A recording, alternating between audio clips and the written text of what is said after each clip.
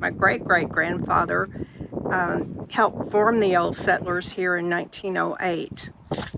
They donated 18 acres of land to the association, and it was formed to help keep the Texas history alive in this area and to honor veterans.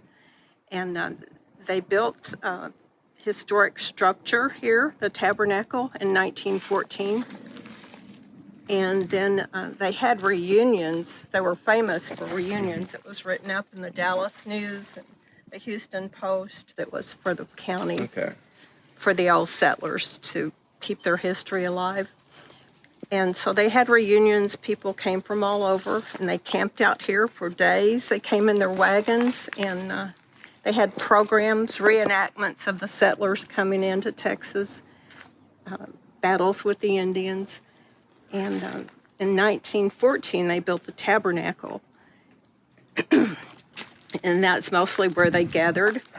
And then in 1936, they brought in this log cabin for the Texas Centennial. And that was from the 1840s. That was a home of Allen-Morrell. And he fought in the Texas Revolution, the Dawson-Massacre. And he was captured and held prisoner in Mexico for 2 years. He also helped lay out the town of Marlin. But that was his cabin, and they brought it here, and they would display relics and have events out here.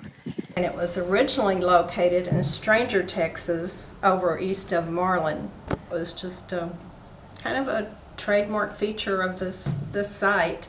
And it had fallen into ruin. The roof was practically all gone. It was caved in. The logs had sunk, the sill logs, which are the ones on the bottom, had sunk down into the ground. It was not chinked, and it had fallen. It was close to probably falling in. We had several historical groups look at it and assess it, do a historical structures report on it. And that was a good guideline for us to use, the scope of work. We didn't want to just hire a carpenter, and so we did do this in 23.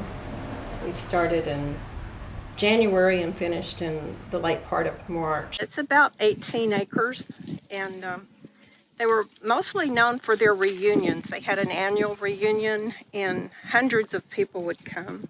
They had fiddlers contest and elaborate programs, mostly to do with Texas history. They had fish fries and barbecues, and this went on for years. I came out here as a little girl with my great-grandmother, Tomlinson, and I can remember it well.